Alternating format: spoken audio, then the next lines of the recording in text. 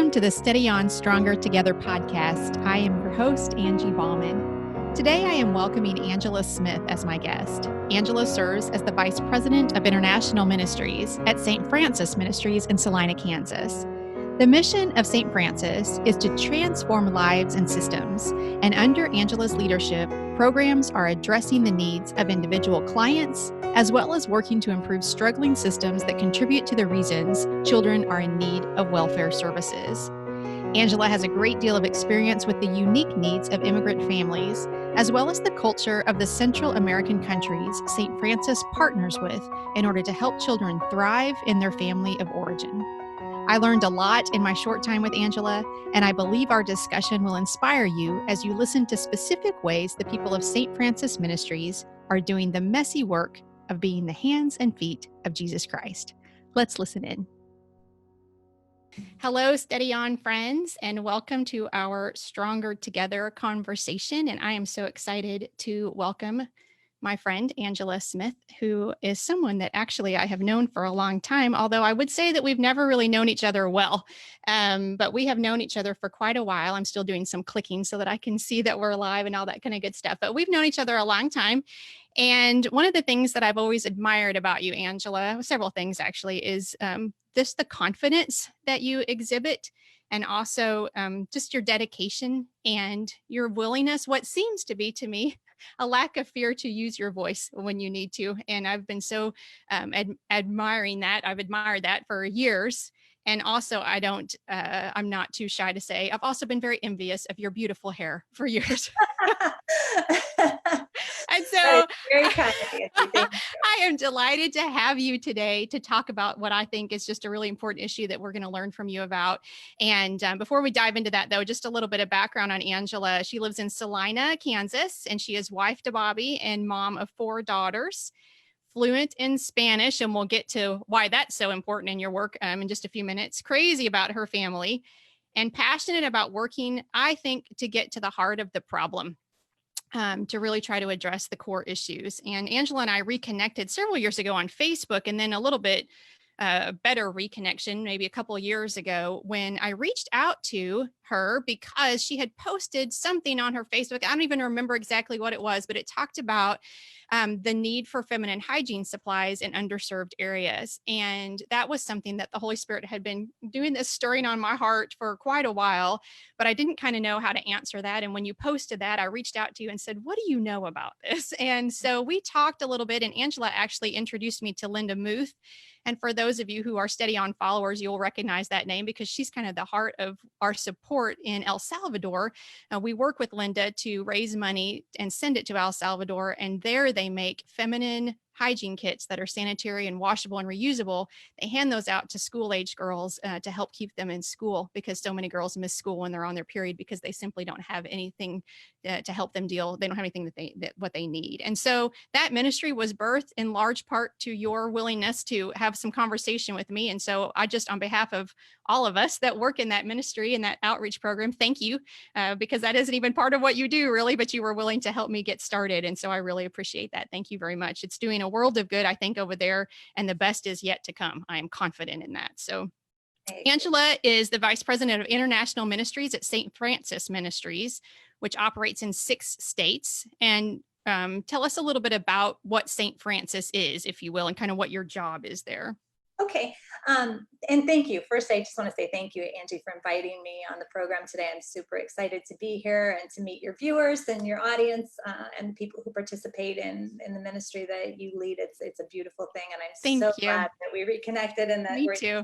We have a beautiful community here. I will just brag on the Steady On group. They are just a wonderful, lovely group of people to do life with. So thank you. Well, it's great to be here. So Saint Francis Ministries is a human services organization serving children and families, children, youth, and families, and communities.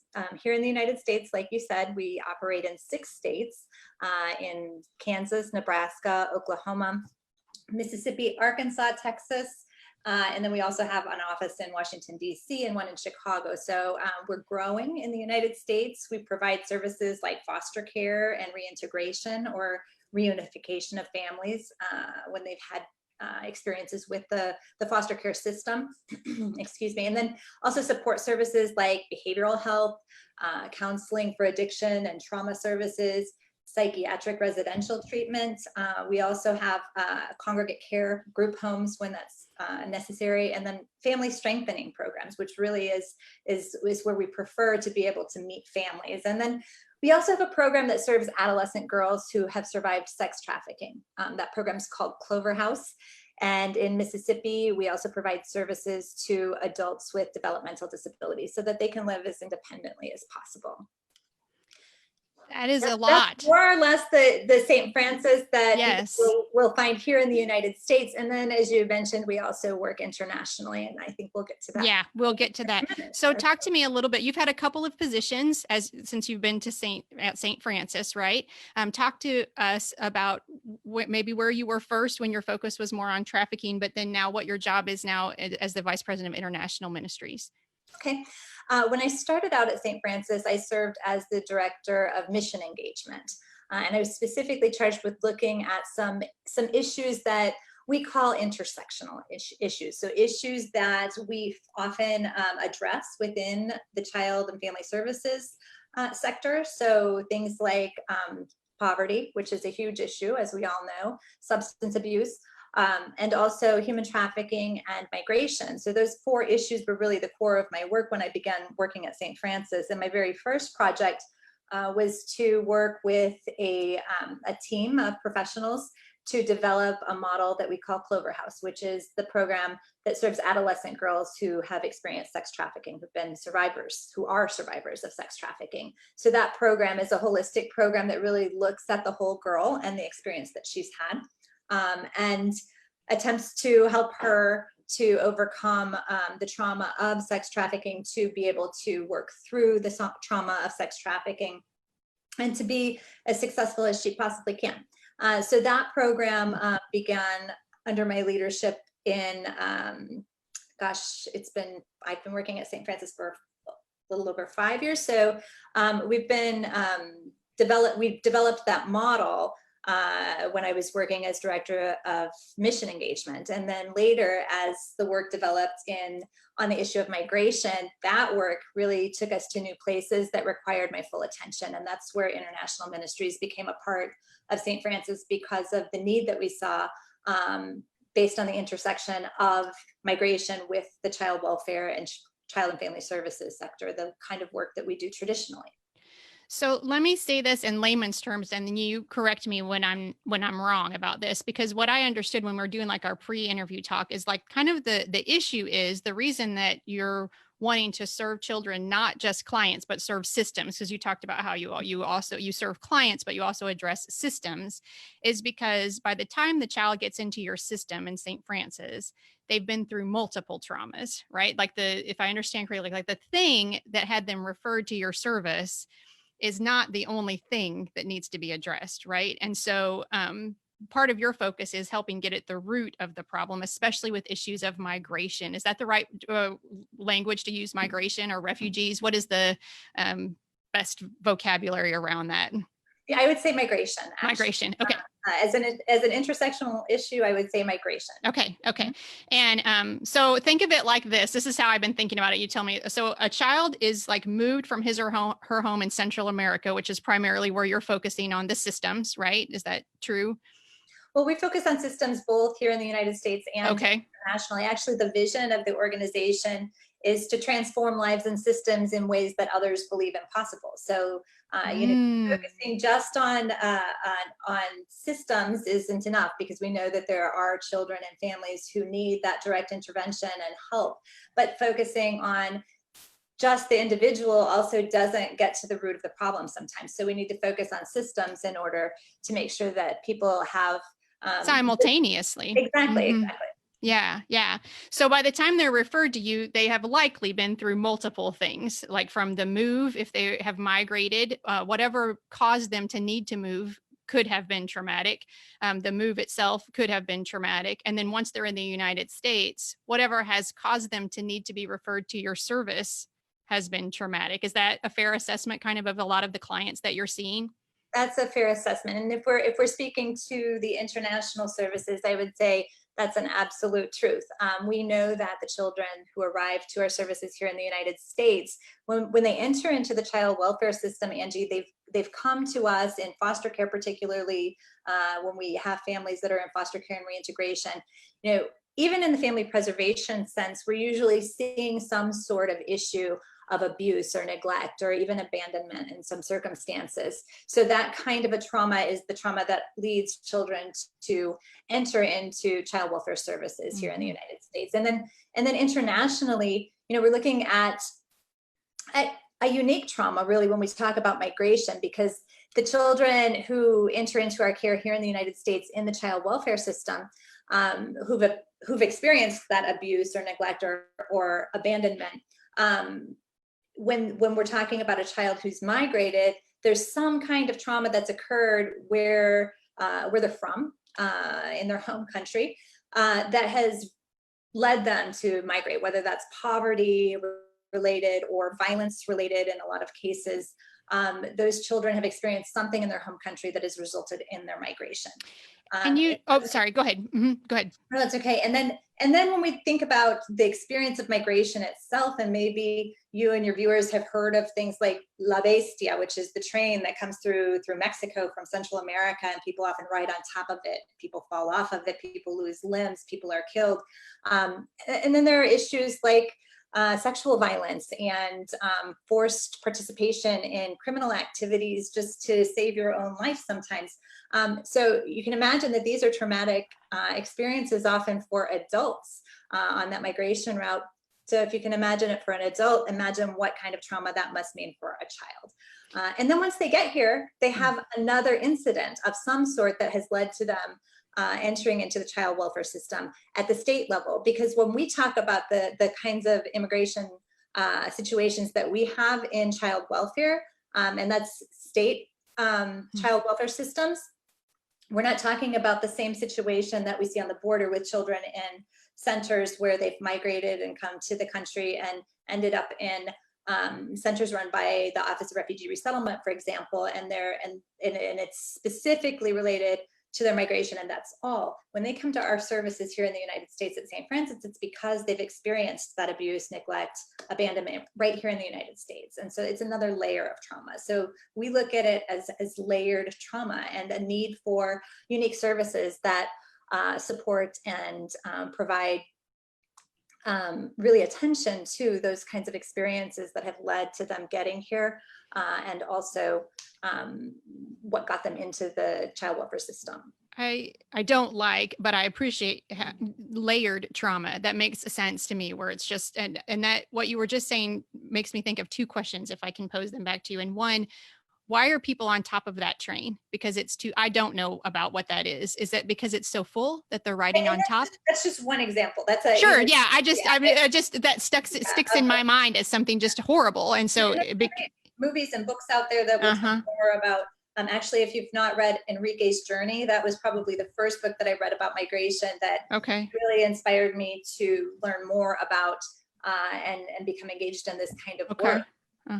I'll find that and I'll link it in the comments and in the show notes, just for anybody who's watching or listening, that Enrique's Journey, so that you have that. Yeah. We're talking about people who haven't purchased a ticket. So what's the easiest way to a train? And you climb up a ladder and you get on top of a train. So, Gotcha.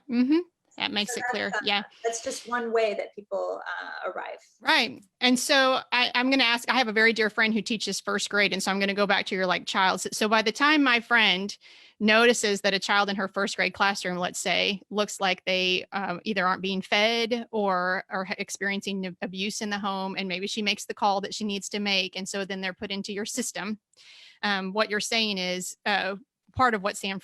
Francis wants to do is not just deal with the issue that my friend saw in her first grader, right?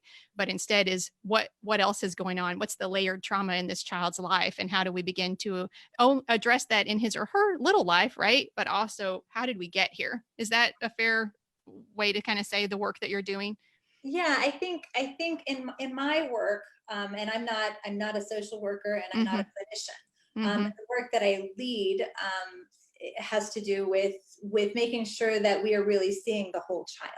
Okay. When they come into our care. And when you talk about your teacher friend who's a mandated reporter and sees a situation where she believes there might be abuse occurring, and the state determines through the courts that that is happening and that child needs to be in our care, or that that child is at risk, or that they, that this is really a potential threat to the child, then they come into our services and we have to do an assessment of what really that child needs in order to be cared for while they're in the system. And then how can we help get them back home, or gain permanency? If they can't go back home, how do we help them gain permanency or really stability in the long term? And so if you don't address issues of intersection with child welfare, like migration, like human trafficking, then you're kind of missing the whole picture. And without addressing those very specific traumas, and sometimes, this requires a leveled services, a number of different services for each child, so that they can really develop resilience and be able to thrive, despite the kinds of trauma that have resulted in them being in our services.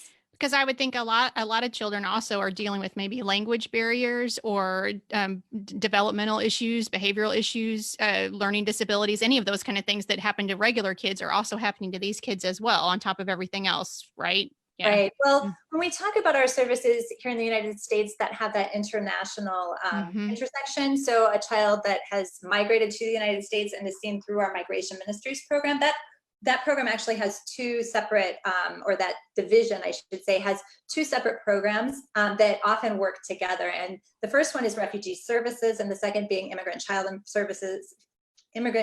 Family Services, and not in any specific order. But we do serve people here in the United States who are both, we both serve refugees and we also serve immigrants. So refugees who come here because of some sort of they've been forced out of their home country due to persecution, whether that be religious persecution or ethnic persecution, because of their race or ethnicity, or some affiliation or belief that's political in nature, those sorts of things that result in someone having to be, or being forced out of their country.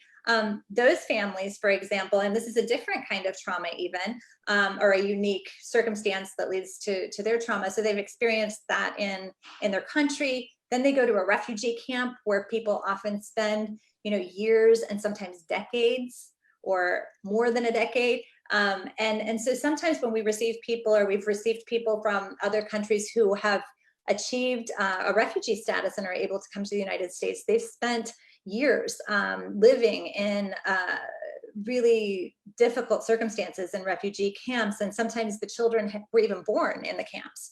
So, when we provide services to these families, we really have to look at, the circumstances, where they came from, what was going on in that country when they were forced to leave. We have to look at it, from the perspective of someone who has often spent many, many years in circumstances that are sometimes subhuman, frankly, and had children in that setting and experienced all of the things that can happen in a refugee camp. And then they arrive here in the United States and they don't speak the language necessarily, and they don't understand our systems, how to use the bus or how to enroll their child in school. And so we provide services like that that help people to acclimate once they do get here to the United States. And then, the children in the child welfare system, that's a different kind of trauma. So really we have to just look at these circumstances of intersection in order to treat the whole person, to serve all of the needs that come to us through these programs. So those are the two programs that really operate here in the United States that have to do with client services. So our Refugee Services Program and Immigrant Child and Family Services serve the needs of immigrants and refugees right here in the United States. And then our international programs have a different kind of approach. When you're talking, it makes me think, I have a dear friend whose husband, they're here from Saudi Arabia. They have 7 children and he's a PhD student here, and we live in a university town. And her oldest son has handicap. He's in a wheelchair and has had multiple surgeries and things. And I think of her because when she came here, she spoke no English. Her husband spoke enough English, but he was in a English as second language program before he was admitted into his PhD program. And they lived right across the street from us.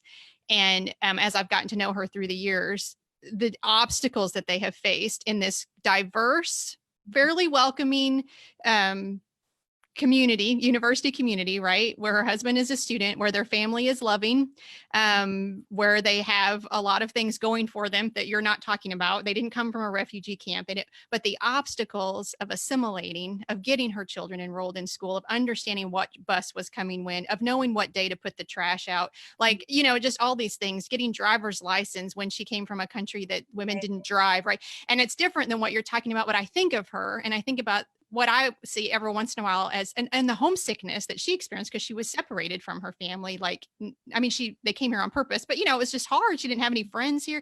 And I think about that in an environment where she wasn't in danger and there wasn't abuse and there wasn't some of the other like horrible things that you're talking about, and how difficult it was for her. And I'm thinking of that situation and listening to you talk and realizing just the word that comes to my mind is desperate, how desperate these situations are for people who are dealing not only with those kind of changes, but then the layered trauma that you're talking about as well.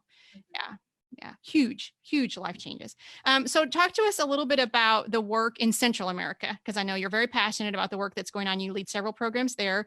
What kind of system issues, if you will, are some things you guys have, you guys, that's very appropriate. Your agency, your organization has found are some of the hard issues, the core issues of the problem, and what are some of the ways that you're working to address those? Okay, so you know, when we decided that it was important for us to work in Central America, we were really studying the needs and the experiences of the children who are in our care here in the United States. Kind of the questions that I mentioned earlier, you know, how did they get here? Why did they come? What were the experiences that led them to be here? And so when you talk about systemic issues, Angie, and we look at Central America particularly, and we work in what's often referred to as the Northern Triangle countries, so El Salvador, Guatemala, Honduras, and those, as people across the United States are well aware at this point, are countries that are sending large numbers of, and when I say sending, I mean people are migrating in large numbers. People are leaving in large numbers because of systemic issues like poverty, like domestic and social violence. You know, there are huge issues with gang activity, vulnerability of children and youth to recruitment, victimization of families and businesses, corruption, systemic corruption that leaves government agencies underfunded when they're funded at all, substandard education, lack of opportunities. I mean, I could go on and on about the kinds of systemic issues that we see in Central America. And so, you know, we really felt called as an organization to begin this work back in 2015. And we started with a relationship with a church in El Salvador and began really digging into some of these, what we call root cause issues of migration and of circumstances that separate families in a lot of cases.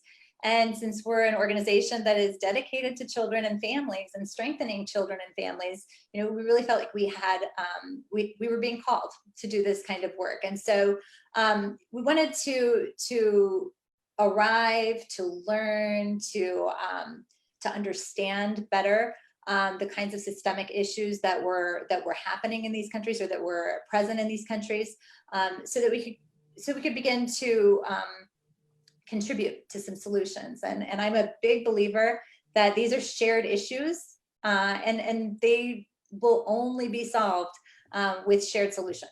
Shared globally? You mean like they touch all of us? Is that what you mean? Well, I think they're shared globally, yes. Mm-hmm. I mean, migration itself, you know, there are millions of refugees all over the world and people who are forced from their homes. So yes, that's a global issue, but then also just regionally, you know, we're talking about situations where, you know, there's a lot of, we see news all the time in the United States around the issue of immigration and people arriving to the United States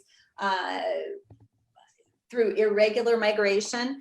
And so, you know, but they're coming here So we have the issue here, and they're coming from these countries. So these are issues that we can't solve on one side of the border or the other. We can solve them best if we really look at the issue together and say, how can we help people thrive? How can we help children and families thrive in their homes, in their own communities? And that's really how St. Francis got involved in this work.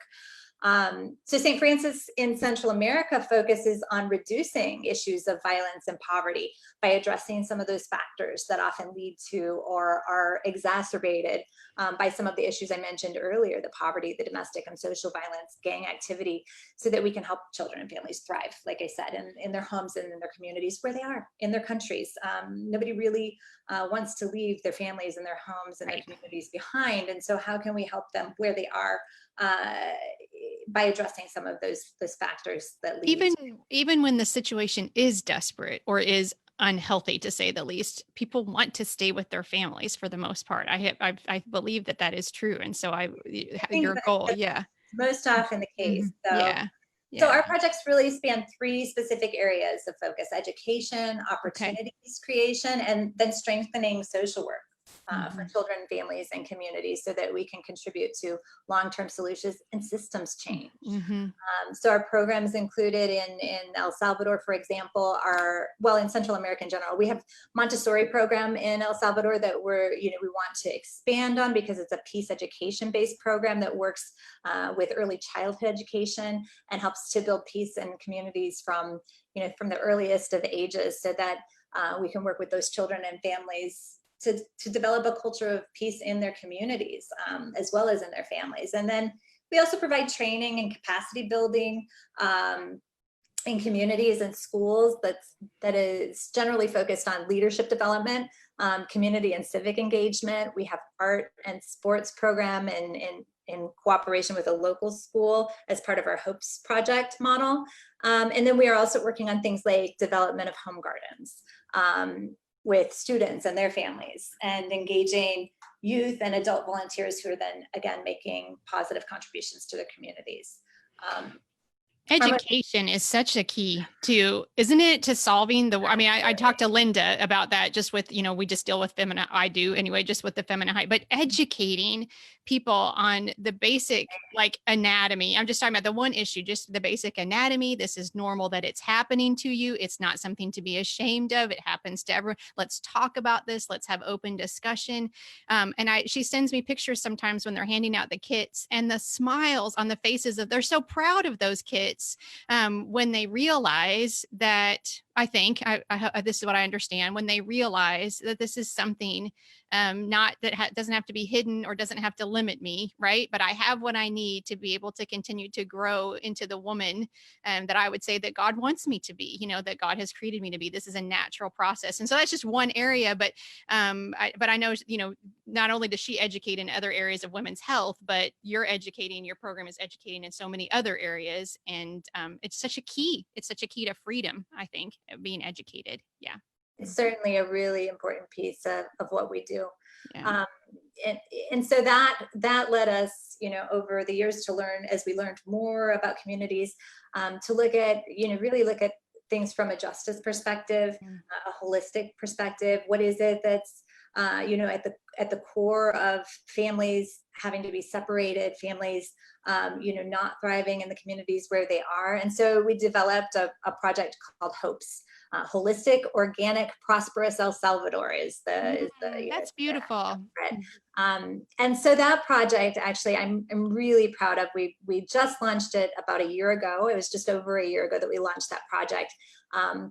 And it's an agricultural and community impact project that we call a justice enterprise. And we talked a little bit about this earlier, Angie, and it's a piece that I think is really exciting that we've piloted in one community in El Salvador. We are piloting in one community in El Salvador, but we really want to see it grow. So like I said, we refer to it as justice enterprise. A lot of people have heard the term social enterprise, which really has to do with, a business having some kind of social purpose. And with justice enterprise, I think it's just a more faith-centered expression. And it's about living in right relationship. It's about people caring about one another, building cultures of peace. It's about the natural creation. So it's about, the environment. And this project really focuses on 3 areas, and that is sustainability, is as a whole, but in 3 areas: social, economic, and environmental sustainability. And we employ about 20 people on that project right now, and partner with a local school. So the farm itself generates revenue to help support the ongoing operations and the community impact projects, or the social impact projects in the community. And that helps us to sustain, our arts program, our sports program in the school, and also that leadership development aspect that helps children be engaged in these positive activities from an early age and through their youth. And when you're talking about communities where gangs are active, and people have fear and hopelessness, St. Francis, our mission is delivering healing and hope. So, what better way could we do that by really helping people to engage in sustainable ways, in improving the circumstances in their community, socially, economically, and environmentally. And so that's a really exciting project that is kind of at the center of our work in El Salvador, and that we're beginning to implement the social impact pieces of it also in Guatemala. We've been actively working in Honduras for a few years now. So those are exciting pieces of the work we do internationally. Yeah. So when because when you can supply a kit for a girl to say in school, or you supply a work in an agricultural setting for a man or a woman, or I think of the women who make the kits in the collective that Linda has, that make the kits for the girls. And when you give them something like that, isn't that hope? That is hope, I think. That is hope. Yeah, where it's like, wait a second, I'm not just a victim. This kind of makes me emotional. I'm not just a victim of my circumstances, but someone is coming in and showing me, educating me, providing me an opportunity to make a different choice. I have a choice that I didn't have before, and that, I think that is the essence of hope. And I think that's just. And I think it's about creating these opportunities, but also recognizing that there are gifts in we often talk about empowerment. So a job is empowering, right? Absolutely. It gives you something to care about. Yes. For our kids, it allows us to be able to buy the things we need to not just survive, but thrive. And so we do that in ways that, are rights focused. How do we provide a dignified wage for people, and not, a wage that doesn't even allow them to do the basics. To provide for their families, those sorts of things. But for me, empowerment is a two-way street. I have never been more empowered in my life than, working with women in entrepreneurship projects. Yes. Working with, with our team on the farm, who teaches me every day, not just technical teaching, right. but teaching about what it means to care about one another, what it means to be appreciative of our natural environment, what it means to have faith. Those are things that that I'm inspired by and I'm empowered by. So I think it's a really dangerous road when we believe that when we do this kind of work, and this is often a criticism of what people refer to as mission work, is that we can't do it from the perspective of being the savior of poor people. There's only one savior. It's not Angela Smith. It's not Angela Bauman. It's Jesus Christ. And when we go into these environments, we have to go with the curiosity and with the openness of a child, and really be willing to see individuals and people as children of God, and who are all deserving of love and mercy. And that love needs to look like action. Because that's what the gospel calls us to. That's right. I think that's so beautiful and well said. Linda has a phrase that I have picked up called "junk for Jesus." I don't know if you've ever seen her write about that or not before. And I'm like, sometimes probably well-meaning in our efforts, right? But we do things. This is what this is what mission looks like, or this is what and when we don't get curious about what the needs really are, because a lot of times the needs are much messier. We were talking about that just before we went out. The needs and what we need to do in order to serve those needs, to speak to those needs, are a lot messier than giving our junk for Jesus, which is like our leftovers, right? The things that aren't going to cost us anything, if we donate or serve or whatever. And yeah, it is. That is the hands and feet of Jesus Christ, by learning how we can actually get involved. I'm just watching our time. Will you, before we wrap up, talk just a little bit about your affiliation, or is this too big of tell me if this is too big of a box to open, but your affiliation with the United Nations and how that relationship is helping you address some of these problems? I think we can keep this part pretty brief. It is an important, it's an important part of our work. We're still fairly new to our United Nations affiliation, but I'm really glad that we engaged it. And I would say that it introduced us to and allowed us to more effectively connect with agencies of the United Nations. We started that work previous to our affiliation. But essentially what it is that St. Francis participates in what's called the United Nations Department of Global Communications affiliate program. And that's really to help support priority agenda items of the United Nations, particularly the Sustainable Development Goals. So this participation has helped us become connected with and understand our part in contributing to global objectives like ending poverty, hunger, achieving good health and well-being, quality education for children's rights. It's also introduced us to and helped us connect with actors like the International Organization on Migration, where we can learn from them, and then we can also help support their work both in Central America and here in the United States, which we've been able to do, and that's been a real joy. And then we also get to participate in initiatives, and this is really through connecting, and it's a lot easier to connect when we can say, hey, you're an organization of the United Nations and we're an affiliate of the Global Communications Program. And so we've been able to connect with and be included in now what's called the food security and nutrition clusters during this emergency of the pandemic.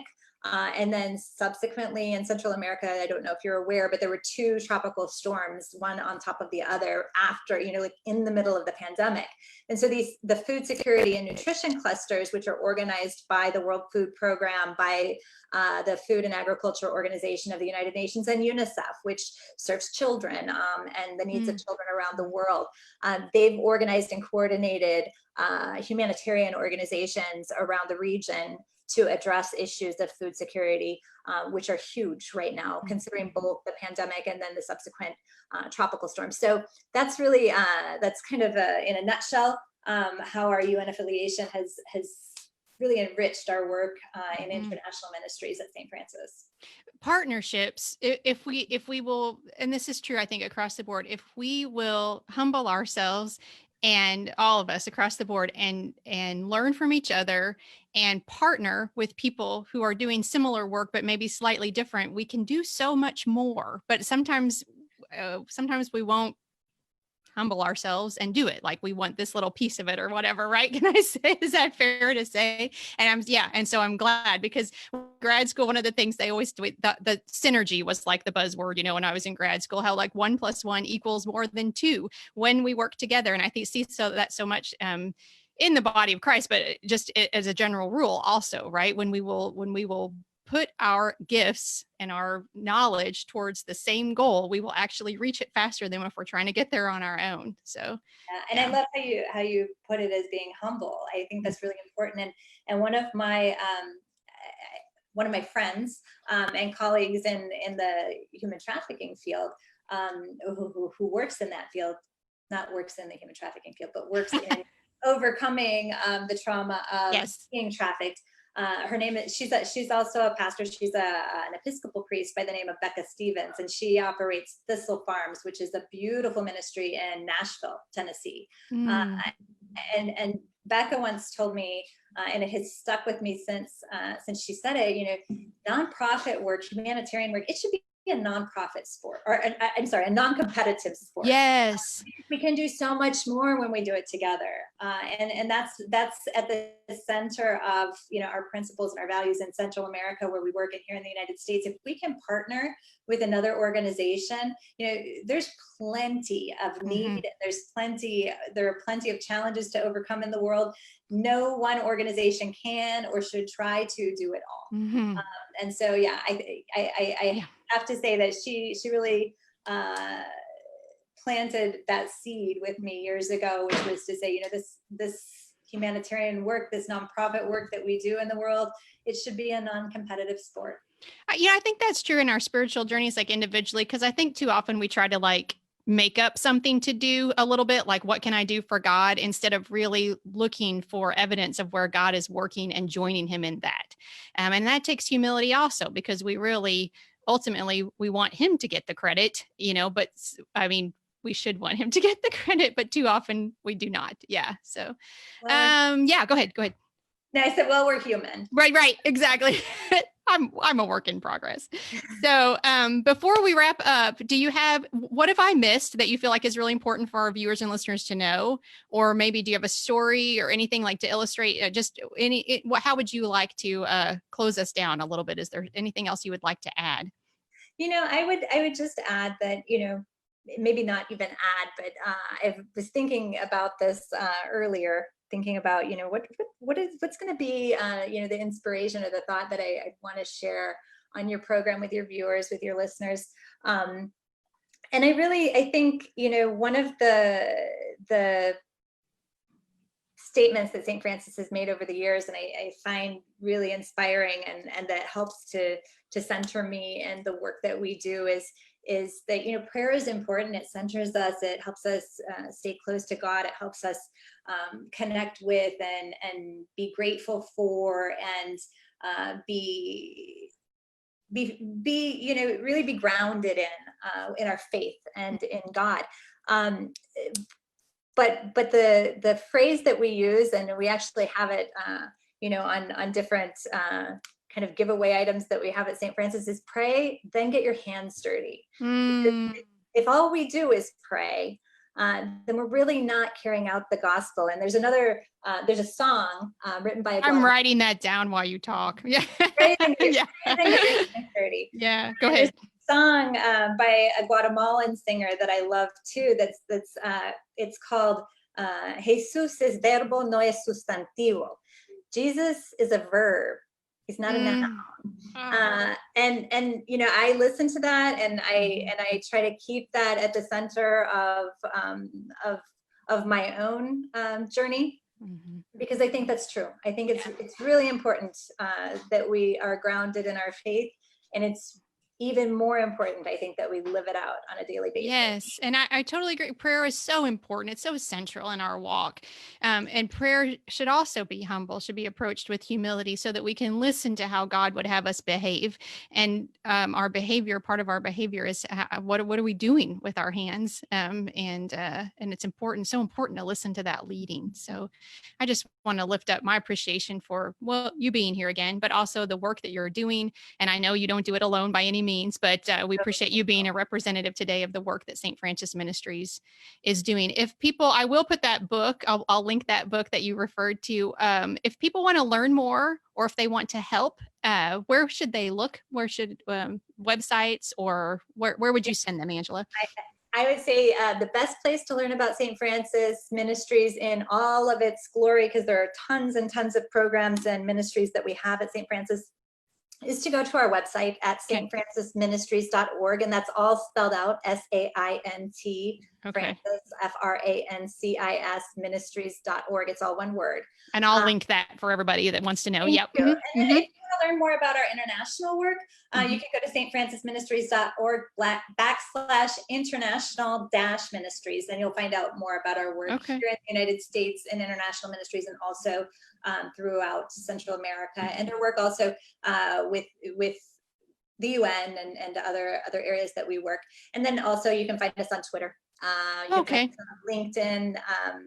And of course, Facebook. We have both a Saint Francis Ministries page, we have a Saint Francis International Ministries page, and then you can find a specific page on our Texas ministries, which are fairly new to Saint Francis, and we're really excited about. So you can link to all of those. I will. Yeah, I'll put all that in the comments and in the show notes for the replay. So. Thank you so much. It's been a joy to talk to you and learn from you. It's good to see you. Actually, we've talked on the phone a couple of times, so it's good to see your face. And yeah, thank you. All right. Okay. Well, we're going to say goodbye. I hope this has been really beneficial for you guys and that you've learned something. I know that I've learned just from talking to Angela beforehand and thinking about this. And even one of the things that I really feel, and I shared this with you already, is that the Lord is really stirring my heart to educate myself better in ways that people struggle and suffer, and to not look away from that. We had a couple of weeks ago on a woman who works for racial equality, and I wanted to have a conversation about that because it's not someone else's problem. And that doesn't mean, and we can't fix everything. And you're so involved in this one area, and we're so grateful for that work. And we can't be that involved in every area, but I think it's really important for us to continue to learn how people are struggling so that we don't get so zoomed in on our own lives and perspectives. So thank you for helping us zoom out today. We really appreciate your time. So. Thank you, Angie. All right. We'll see you later. Peace. Bye. A couple of things will stick with me from my discussion with Angela. The first is the idea of layered trauma and how most of the time, when it is determined that a child needs services, the experiences that led to their referral are only the tip of the iceberg. The other thing she said was that Jesus is a verb, not a noun. Our Christian walk is one of prayer and study and action, and each of those things require us to give something of ourselves in order to align our heart with God's. If you're interested in learning more, I have linked the Saint Francis website and Facebook pages in the show notes. I have also included the information for the book Enrique's Journey that Angela mentioned. Thank you so much for listening, friend. I pray that wherever your day takes you, you are walking in the confident knowledge that you are a beloved, cherished child of God. Peace.